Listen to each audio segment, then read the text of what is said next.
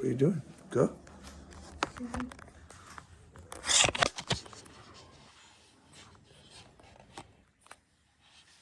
Why are you looking? Look, see?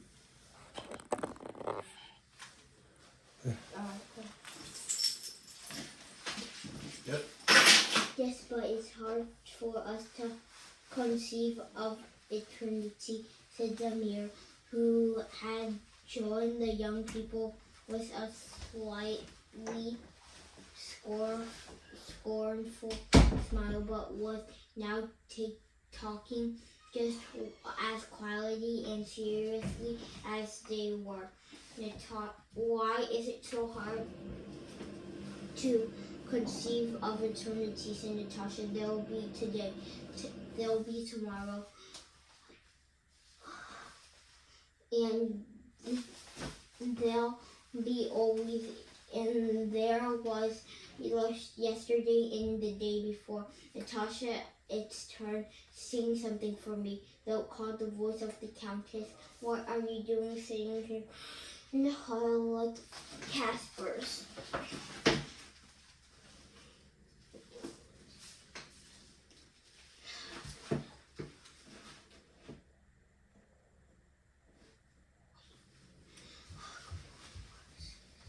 Oh, Mama, I don't really feel like it, said Natasha, but he got up and spoke. None of them, not even the mirror. He was a youngster, wanted to break off the conversation and come in of their corner of the sitting room, but Natasha got to their feet and Nikolai seated himself at the clavichord.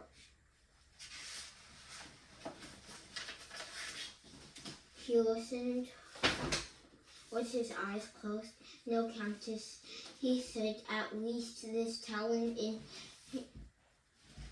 Europe sail. She beyond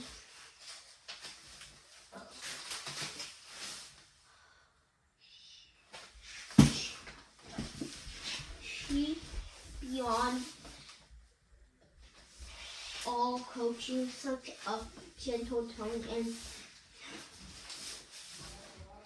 tenderness and power, forgetting who she was speaking to. Maternal instinct told her there was something excessive about Natasha, something that would stop her ever. It's nothing, Mom. No, honestly, it's nothing. Said it's all right. Katia startled me.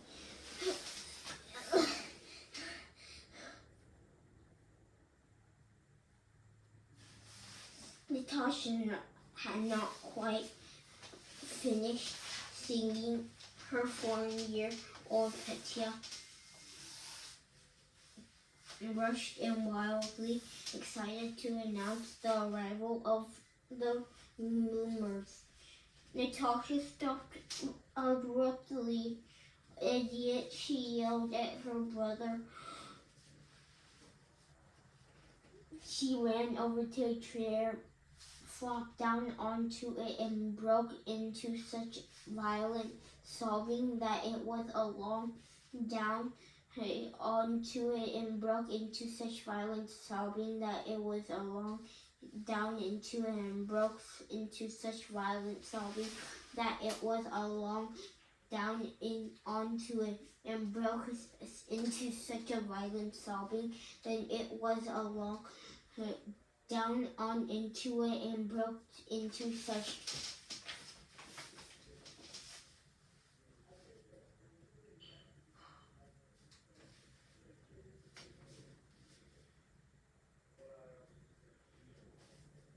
down onto it and broke such violent sobbing that it was a long down onto it and broke such into a long violent sobbing that it was a long starting me trying to smile hard, but the tears still flowered and she was still racked with sobs.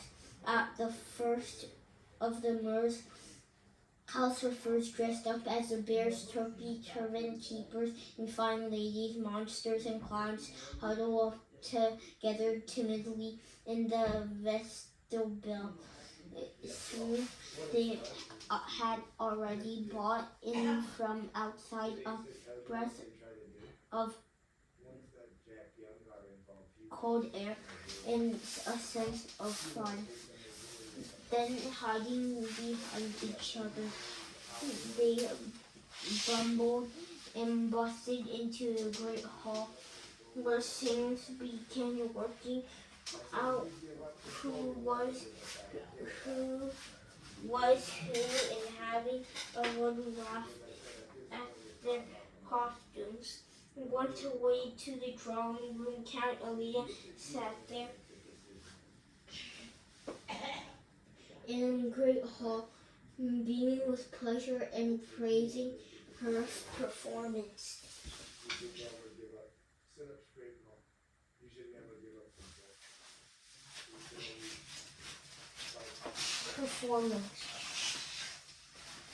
Count Nicholas.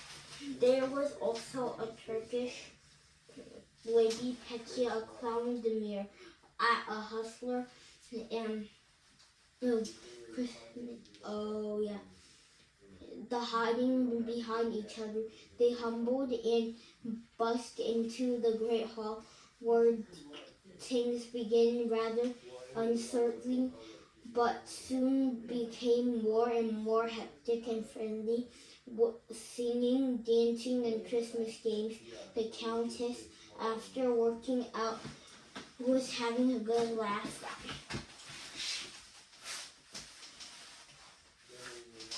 So yeah, various ages and tutors and governess in a house only a couple of miles down the road. Jolly good idea, my love.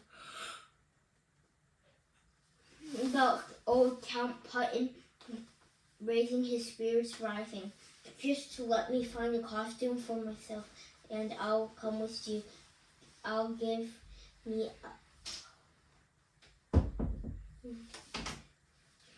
something to look at. But the Countess won't let him go for several days. He had a bad leg. It was decided that he must stay at home. But if Louisa would agree to go with them, and young ladies could go with Madame. So normally so shy and retiring, was the most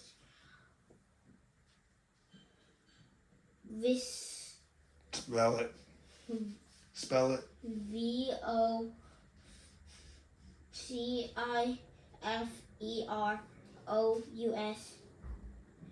VOCIFEROUS. Vociferous. Vociferous. Yeah. Good job. Reading was. We'll look that word up later, okay? Vociferous. How to refuse. So just guidance was the best of them all. Her eyebrows were particularly fetching. Everyone told her how pretty she looked, and she would taken herself in a new moon fit beside and dressed like a man. The trace horses led into the shaft, and as their hooves plugged in the snow, they kicked it up hard and glittering like sugar. Nikolai followed on behind the first sledge, and after him came the other two, crunching and grating. At the first drove down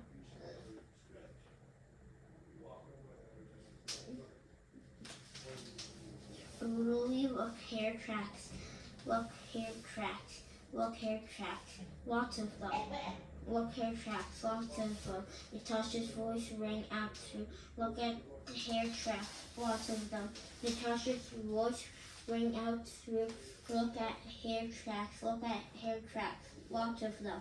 Natasha's voice through the frosty air. Isn't it bright, Nikolai? Said Sonia's voice.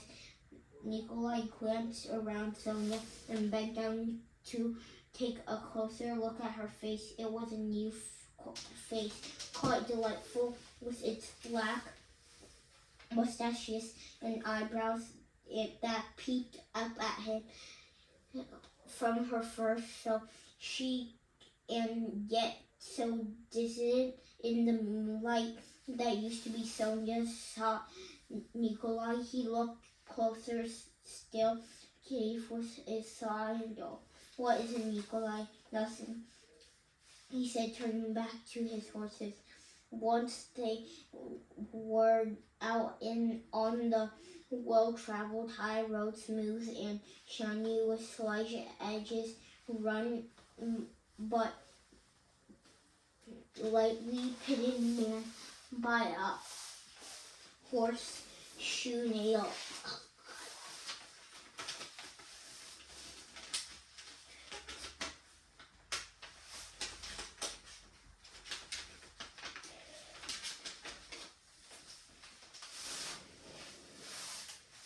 Nikolai caught up with the first edge.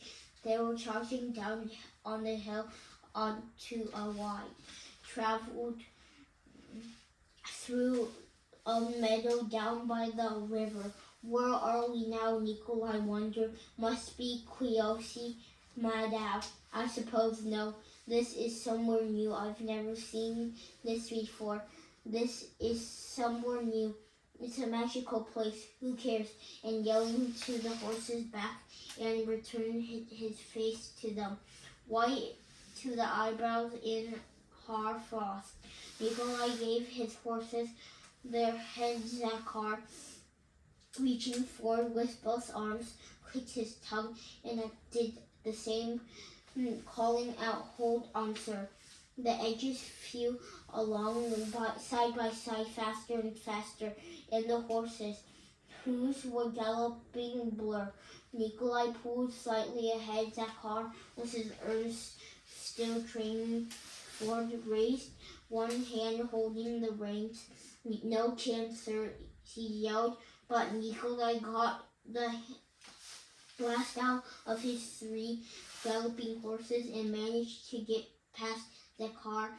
The horses sprayed all their face with powdery snow. Close by, heard the ring of the bells, and the horses' galloping legs burned with the shadows of the sledge they were passing. Sounds came from all sides, with the girls shrieking as the runners whistled over the snow.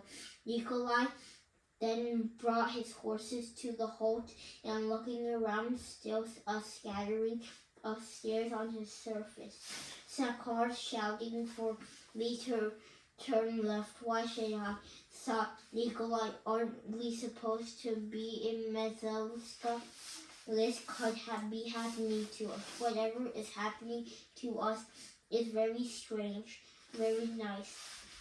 Peered back into the sledge.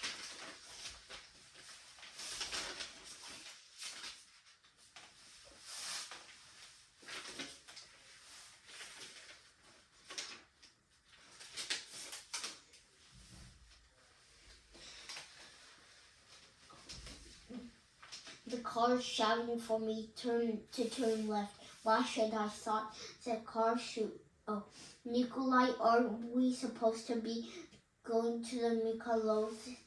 This can't be Mikhailov's. Where could be anywhere, and anything could be happening to us. It's whatever.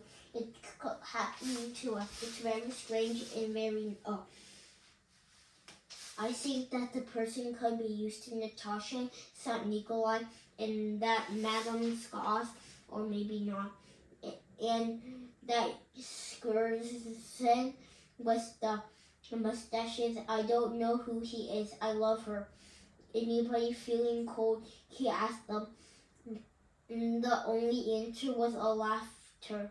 Demir yelled across from the next ledge, probably something funny, but they couldn't hear what he was shouting. Yes, yes, other voices answered, raising his in laughter. But they were still kind of enchanted forest with the shifting black shadows and the glittering of diamonds and a fight of marble stacks and the silvery roofs of the enchanted buildings and the yelp of the wild animals. And if this is really Mikhailovna, thought Nikolai, it's a very funny thing that we've driven a land that could be have anywhere and ended up here. It was indeed Mikhailovka, and here came the footmen and the maid servants running out to meet with the lights and the beaming faces. Who is it? Asked a voice from the entrance. It's the mummers from the counts. I can tell you by the horses, others' voices answered.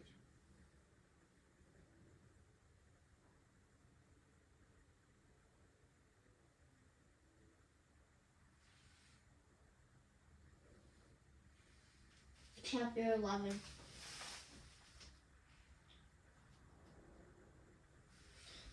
They were quickly dropping meadowlarks into the water and watching the shadows of the shapes that came out, and suddenly they heard noises and invisible footsteps and the voices of people arriving from the troops and the hussars, fine ladies, witches, clowns, and bears clearing their throats and wiping the hoarse frost off their faces. Out in the hall, where candles were hurriedly lit, the clown, Demir, and the old lady Nikolai started to dance, surrounded by the shrieking children, and the mummers hid their faces and spoke in false voices as they bowed to their hosts and dispersed about the room. Bless me, they are all recognizable. No, unrecognizable. Oh, that's Natasha. Look who she's pretending to be. Who it she reminds me of. And her dancing.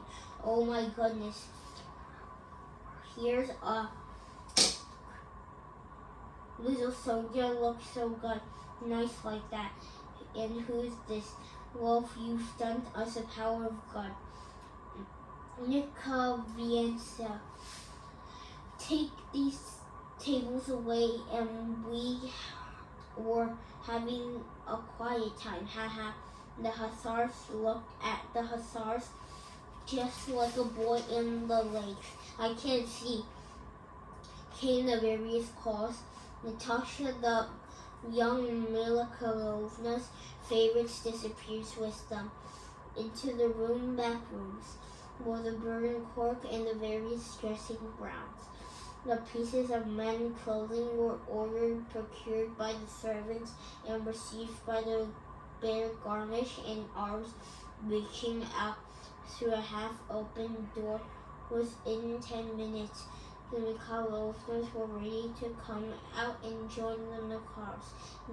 Madame Mikhailovna had given instructions for the guests to be given plenty of room, and she also arranged for them to have a flush meant jewelry, scarves, and now she walked the crowd of hummers and slipped a half-surprised smile, neutralizing them carefully but without recognizing anybody.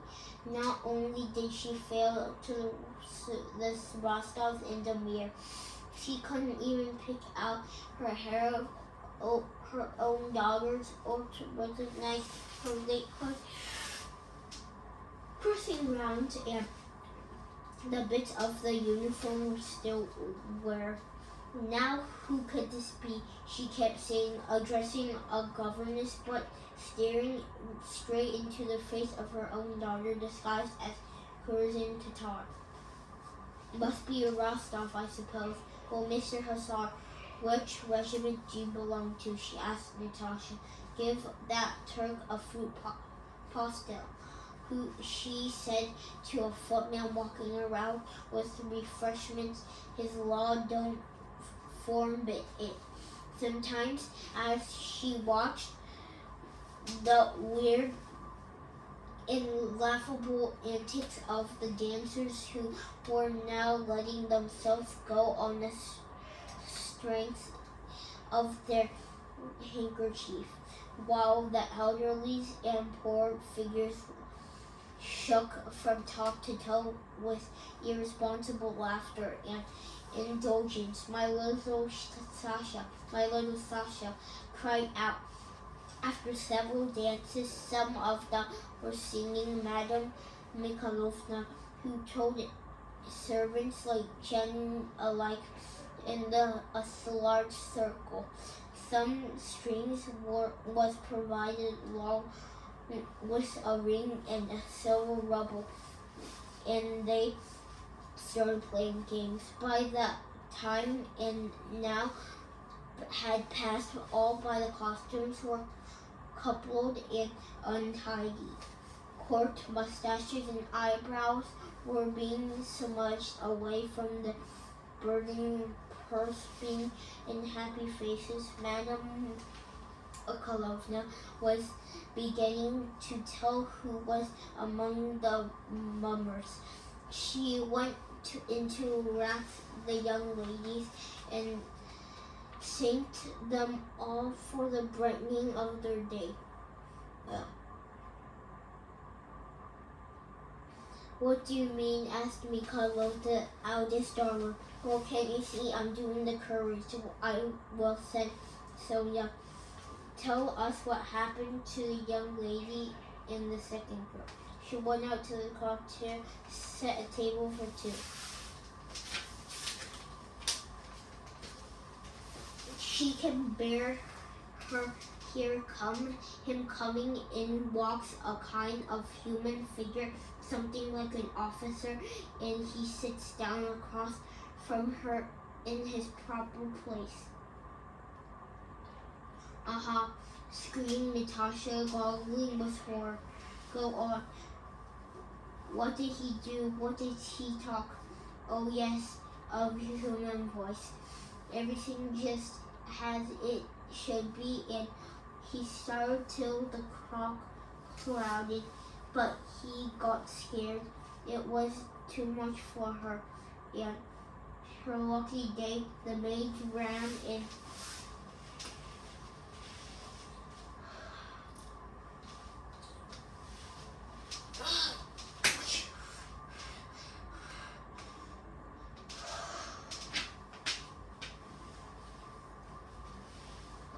What's it like being a fortune telling in a barn? Asked Sonia.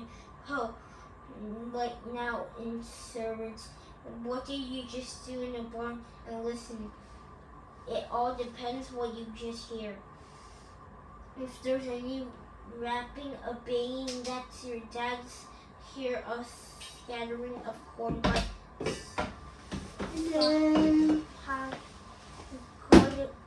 one in the bar. Yes, I will, but let me, I want to go, said Sonia. Well, if you're not too scared, Madam Scott, may I ask Sonia?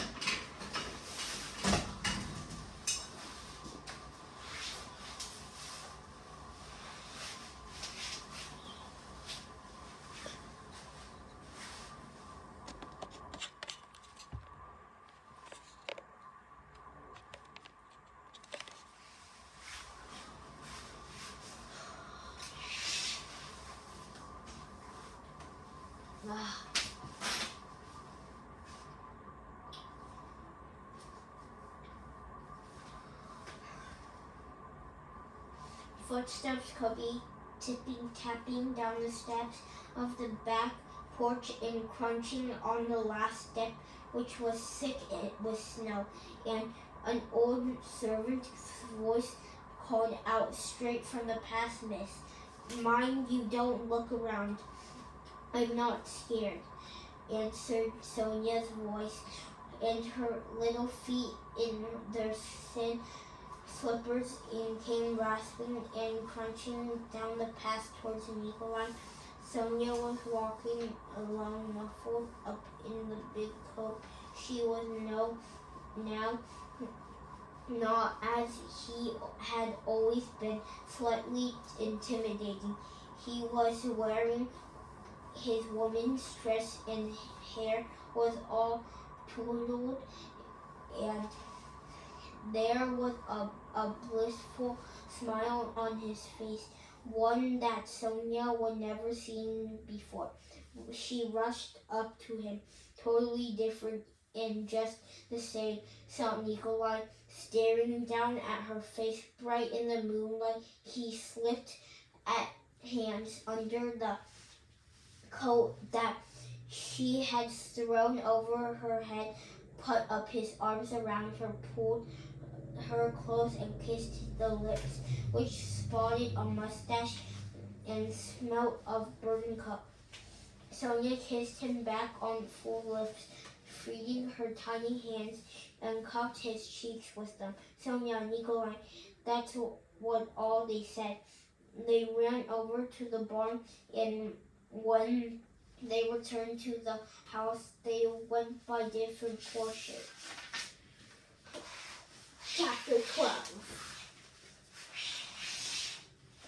As they were setting off the home for Madame Nikolaevna's, Natasha never missed anything worth nothing. Nothing managed to get them all to change places so that Madame Scoff could get them one edge with Demir, leaving Sonia to travel in another one with Nikolai and the maids. Let me get something real quick.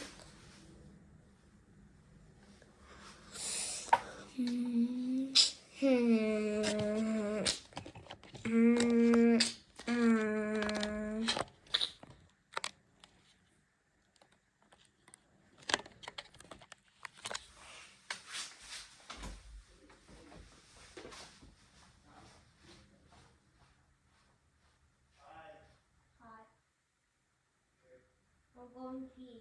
I'm going to... You can put away the book, okay? Oh, okay. Good job. How many pages? I read 7 pages. Good job.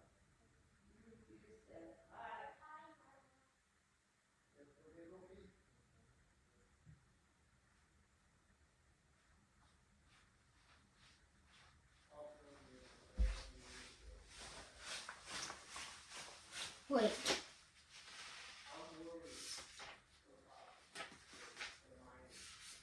1, 2, 3, 4, 5, 6, 7, 8, 9.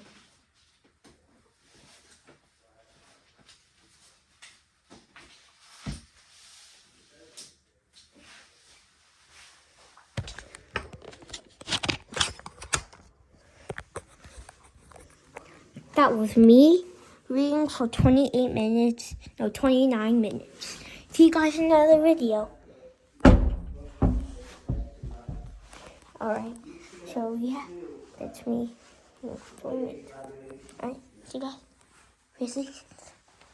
Peace.